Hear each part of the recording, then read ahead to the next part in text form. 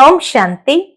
आज 14 फरवरी 2025 के शुभ दिन पर, जहां भारत में एक और मातृ पितृ पूजन दिवस के रूप में मनाया जाता है, माता पिता का सम्मान, स्नेह, आदर करते हुए उनके प्रति सेवा भाव को अर्पित करने का सुंदर संकल्प मन में ले, तथा पारलौकिक माता पिता के प्रति भी उसकी पालना और उसके वर्षे के प्रति कृतज्ञता का भाव अर्पित करने का एक सुंदर अवसर है।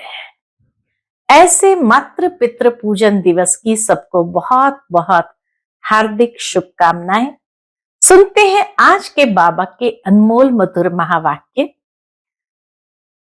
मीठे बच्चे, तुम्हें श्रीमत मिली है कि आत्म अभिमानी बन बाप को याद करो। किसी भी बात में तुम्हें आर्ग्यू नहीं करना है, वाद विवाद में नहीं आना है, डिस्कशन में नहीं जाना है। आज की मुरली से प्रश्न है, बुद्धि योग स्वच्छ बन बाप से लग सके, उसकी युक्ति कौन सी रची हुई है? उत्तर है 7 दिन की भट्ठी। 7 दिन की भट्ठी में जैसे बुद्धि योग स्वच्छ बन जाता है और सहजता से बाप में लग सकता है। कोई भी नया आता है तो उसे 7 दिन के लिए भट्ठी में बिठाओ, जिससे बुद्धि का किचड़ा निकले और गुप्त बाप, गुप्त पढ़ाई और गुप्त वर्षे को पहचान सके। अगर ऐसे ही बैठ गए तो मूंझ जाएंगे, समझेंगे कुछ नहीं। आज की मुरली से पहले गीत बजा है, जाग सजनिया जाग, अब नव युग आया रे। ओम शांति। बच्चों को ज्ञानी तू आत्मा बनाने के लिए ऐसे ऐसे जो गीत है वह सुनाकर फिर उसका अर्थ करना चाहिए, तो वाणी खुलेगी। मालूम पड़ेगा कि कहां तक सृष्टि के आदि मध्य अंत का ज्ञान बुद्धि में है। बहुत सुंदर बाबा कहे, मुख खुलने का ये सुंदर गीत का अर्थ सबको समझाना चाहिए। तुम बच्चों की बुद्धि में तो ऊपर से लेकर मूल वतन, सूक्ष्म वतन, स्थूल वतन के आदि मध्य अंत का सारा राज जैसे कि चमकता है। बुद्धि में यह ज्ञान चमक रहा है। बाप के पास भी यह ज्ञान है जो तुमको सुनाते हैं। यह है बिल्कुल नया ज्ञान। बल शास्त्र आदि में नाम है, परंतु वह नाम लेने से अटक पड़ेंगे, डिबेट करने लग पड़ेंगे। यहां तो बिल्कुल सिंपल रीति समझाते हैं। क्या समझाते हैं बाबा सिंपल रीति से? भगवान वाच, मुझे याद करो, मैं ही पतित पावन हूं। कभी भी श्री कृष्ण को व ब्रह्मा विष्णु शंकर आदि को पतित पावन नहीं कहेंगे। सूक्ष्म वतन वासियों को भी तुम पतित पावन नहीं कह सकते हो, तो स्थूल वतन के मनुष्य पतित पावन कैसे हो सकते हैं? पतित पावन तो एक परमात्मा ही है। यह ज्ञान भी तुम्हारी बुद्धि में है। बाबा कहे और किसी की बुद्धि में यह समझ है ही नहीं। यह ज्ञान भी तुम्हारी बुद्धि में ही है। शास्त्रों के बारे में जास्ती आर्ग्यू करना अच्छा नहीं है। बहुत वाद विवाद हो जाता है। एक दो को लाठियां भी मारने लग पड़ते हैं। दुनिया में तो जहां शास्त्रार्थ होने लगता है तो कोई एक बात को लेकर के भी बहुत आवेश में आ जाते हैं। तो इसीलिए बाबा कहे लाठियां भी मारने लग पड़ते हैं। तुमको तो बहुत सहज समझाया जाता है, शास्त्रों की बातों में टू मच नहीं जाना है। मूल बात है ही आत्म अभिमानी बनने की। मुख्य बात है ही आत्म अभिमानी बनना। यह हमारा विशेष अटेंशन में रखने वाला या अभ्यास करने वाला आधार है। तो इसीलिए बाबा कहे मूल बात है ही आत्म अभिमानी बनने की। अपने को आत्मा समझना है और बाप को याद करना है। यह श्रीमत है मुख्य, बाकी है डिटेल। बीज कितना छोटा है, बीज खाली इतना है, आत्म अभिमानी बनना है और बाबा को याद करना है। तो बीज कितना छोटा है, बाकी झाड़ का विस्तार है। ज्ञान तो अथाह है, लेकिन बीज छोटा सा है। जैसे बीज में सारा ज्ञान समाया हुआ है, वैसे ये सारा ज्ञान भी बीज में समाया हुआ है। परमात्मा बीज में समाया हुआ है। तुम्हारी बुद्धि में बीज और झाड़ आ गया है, विस्तार भी आ गया है, तो सार भी आ गया है। जिस प्रकार तुम जानते हो और कोई समझ न सके, झाड़ की आयु ही लंबी लिख दी है। बाप बैठ बीज और झाड़ व ड्रामा चक्र का राज समझाते हैं। तुम हो स्वदर्शन चक्रधारी। कोई नया आए, बाबा महिमा करे कि स्वदर्शन चक्रधारी बच्चों, तो कोई समझ न सके। कोई नए को अगर बाबा कहे स्वदर्शन चक्रधारी बच्चे, तो समझ न सके। वह तो अपने को बच्चे ही नहीं समझते हैं। पहले तो अपने आप को बच्चे तो समझे। यह बाप भी गुप्त है, तो नॉलेज भी गुप्त है, वर्षा भी गुप्त है। नया कोई भी सुनकर मूंझ पड़ेंगे, इसलिए 7 दिन की भट्ठी में बिठाया जाता है, ताकि पूरा ज्ञान अंदर में क्लियर हो। यह जो 7 रोज भागवत व रामायण आदि रखते हैं, वास्तव में यह इस समय 7 दिन के लिए भट्ठी में रखा जाता है, तो बुद्धि में जो भी सारा किचड़ा है वह निकाले और बाप से बुद्धि योग लग जाए। क्यों बाबा 7 रोज बैठाने की बात करते हैं? ताकि बुद्धि में सारी दुनिया भर का जो किचड़ा है वो सारा निकले और सहजता से बाप में बुद्धि योग लग सके। यहां सब है रोगी। सतयुग में ये रोग होते नहीं। हर एक के अंदर विकारों का रोग भरा पड़ा है। सतयुग में ये रोग नहीं होता है। इसलिए बाबा कहे किचड़ा साफ करना, या जिसको कहा जाए डिटॉक्स करना, बहुत जरूरी है। यह आधा कल्प का रोग है। 5 विकारों का रोग बड़ा भारी है। वहां तो देही अभिमानी रहते हैं, सतयुग में तो सब देही अभिमानी ही रहते हैं।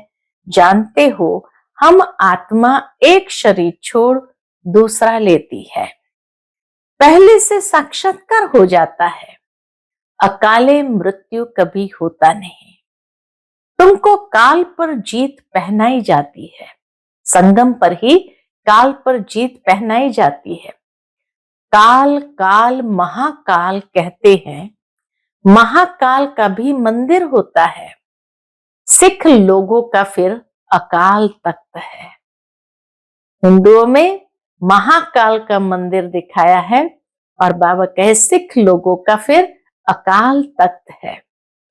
वास्तव में अकाल तख्त ये ब्रुकुटी है, जहां आत्मा विराजमान होती है। सभी आत्माएं इस अकाल तख्त पर बैठी है। यह बाप बैठ समझाते हैं। बाप को अपना तख्त तो है नहीं, वह आकर इनका यह तख्त लेते हैं। ब्रह्मा बाबा का यह तख्त लेते हैं।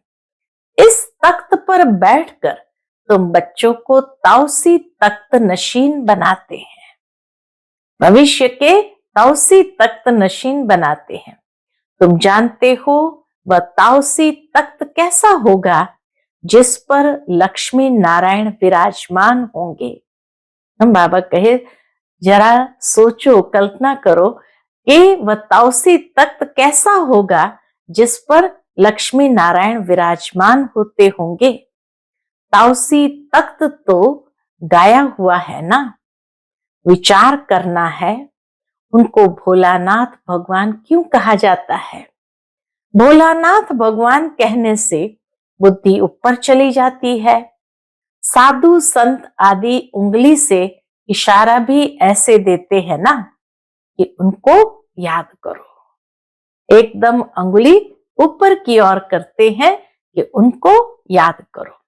यथार्थ रीति तो कोई जान नहीं सकते। अभी पतित पावन बाप सन्मुख में आकर कहते हैं, मुझे याद करो तो तुम्हारे विकर्म विनाश हो जाए। गारंटी है, भगवान ये गारंटी करते हैं। गीता में भी लिखा हुआ है, परंतु तुम गीता का एक मिसाल निकालेंगे तो वह 10 निकालेंगे, इसलिए दरकार नहीं है। जो शास्त्र आदि पढ़े हुए हैं वह समझेंगे, हम लड़ सकेंगे। तुम बच्चे जो इन शास्त्र आदि को जानते ही नहीं हो, तुम्हें उनका कभी नाम भी नहीं लेना चाहिए। कईयों ने तो शास्त्र पढ़े ही नहीं है, तो इसीलिए बाबा कहे कि मिसाल भी नहीं दो कि भाई फलानी जगह ऐसा लिखा है, नहीं तो उनके पास 10 बातें है। सिर्फ बोलो, भगवान कहते हैं मुझ अपने बाप को याद करो। बस सिर्फ इतनी बात कहो, कोई शास्त्र की बात नहीं करो कि भगवान कहते हैं सिर्फ मुझ बाप को याद करो। उनको ही पतित पावन कहा जाता है। गाते भी है, पतित पावन सीताराम। सन्यासी लोग भी जहां तहां धुन लगाते रहते हैं। ऐसे मत मतांतर तो बहुत है ना। ये गीत कितना सुंदर है, जाग सजनिया जाग, ये गीत कितना सुंदर है।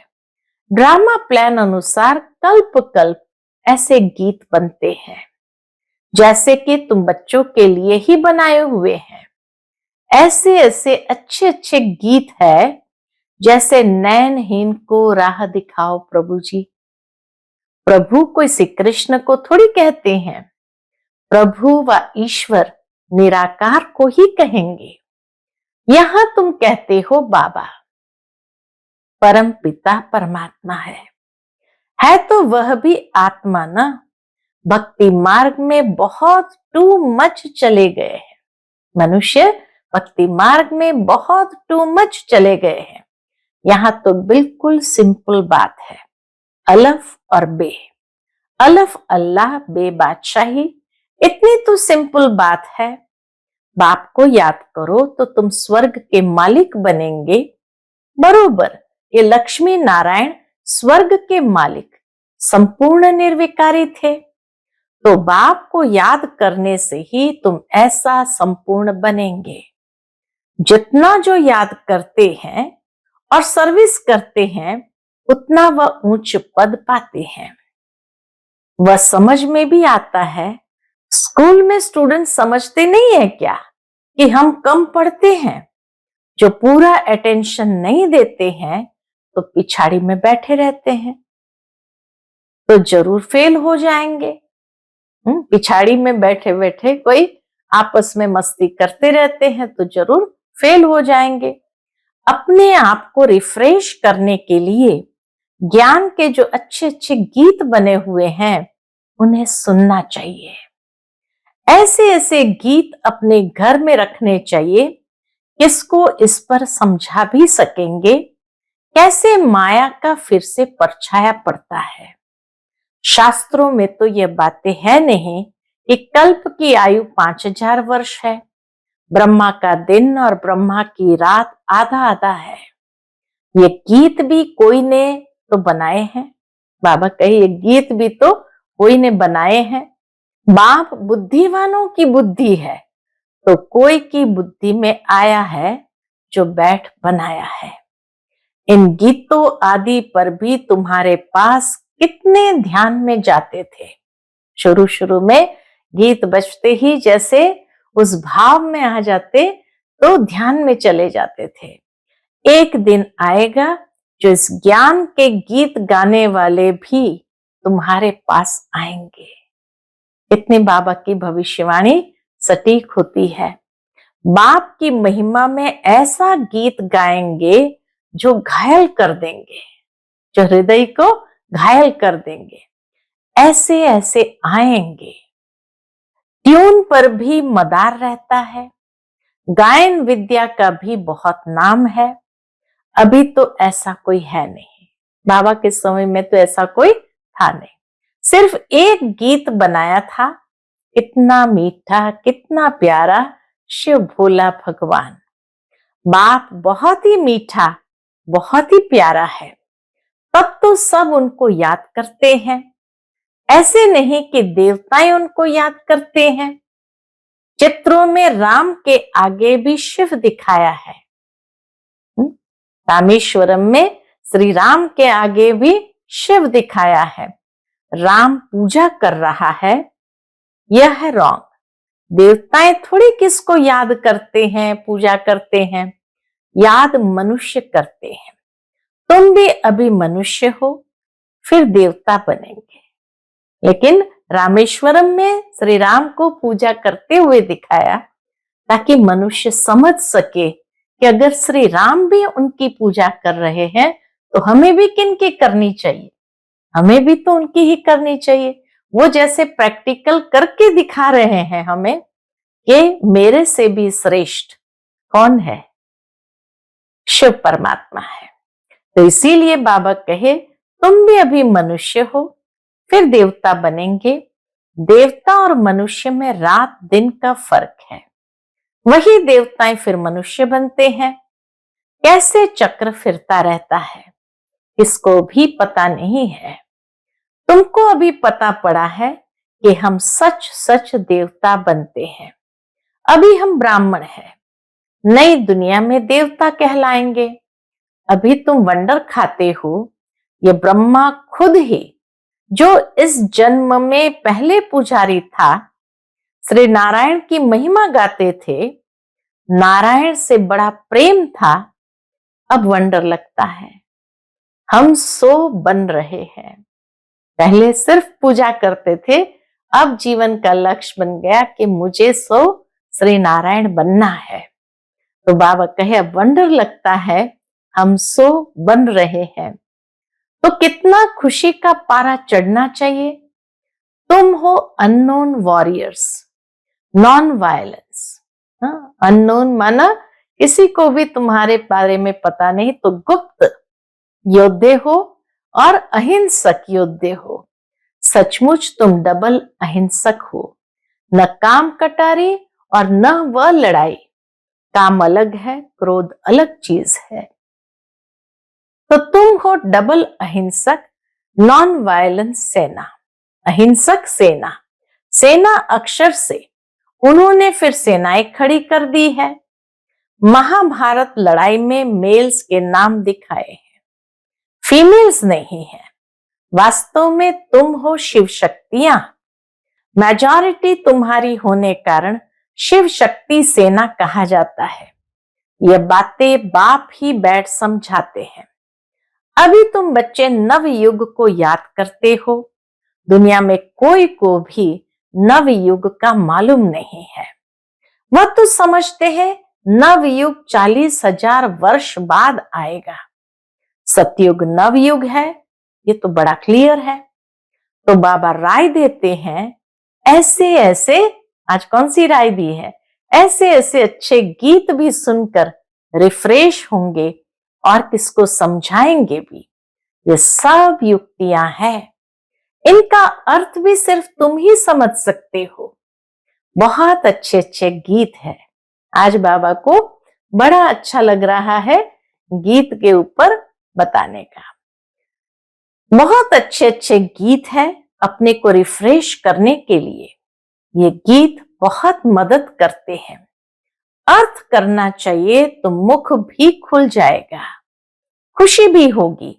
बाकी जो जास्ती धारणा नहीं कर सकते हैं, उनके लिए बाप कहते हैं घर बैठे बाप को याद करते रहो। गृहस्थ व्यवहार में रहते सिर्फ ये मंत्र याद रखो, बाप को याद करो और पवित्र बनो। बस यही मंत्र याद रखो, बाप को याद करो और पवित्र बनो। आगे पुरुष लोग पत्नी को कहते थे, भगवान को तो घर में भी याद कर सकते हैं, फिर मंदिर आदि में भटकने की क्या दरकार है।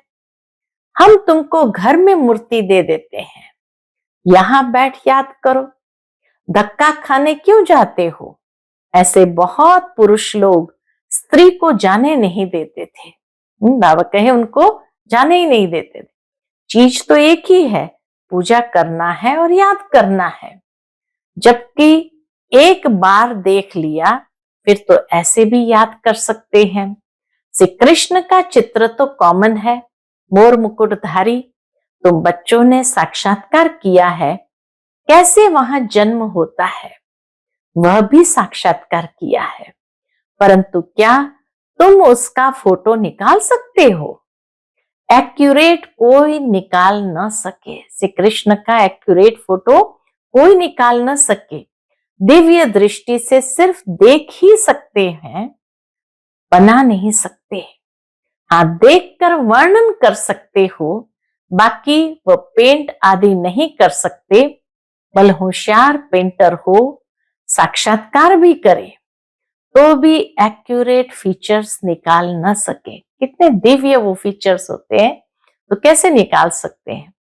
तो बाबा ने समझाया, कोई से आर्ग्यू जास्ती नहीं करना है, बोलो तुमको पावन बनने से काम है। शास्त्रों में क्या लिखा है नहीं लिखा है, बस मुख्य बात है बाबा को याद करो और पवित्र बनो, तो पावन बनने से काम है। और शांति मांगते हो तो बाप को याद करो और पवित्र बनो। पवित्र आत्मा यहां रह न सके, वह चली जाएगी वापस। आत्माओं को पावन बनाने की शक्ति एक बाप में है, और कोई पावन बना नहीं सकता। तुम बच्चे जानते हो ये सारी स्टेज है, इस पर नाटक होता है। इस समय सारी स्टेज पर रावण का राज्य है, सारे समुद्र पर सृष्टि खड़ी है। यह बेहद का टापू है, वह है हद के, यह है बेहद की बात, जिस पर आधा कल्प दैवी राज्य, आधा कल्प आसुरी राज्य होता है।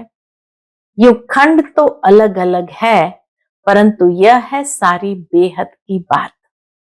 तुम जानते हो हम गंगा जमुना नदी के मीठे पानी के कंठ पर ही होंगे। बाबा कहे तुम जानते हो, क्या जानते हैं, कि हम गंगा जमुना नदी के मीठे पानी के कंठे पर ही होंगे।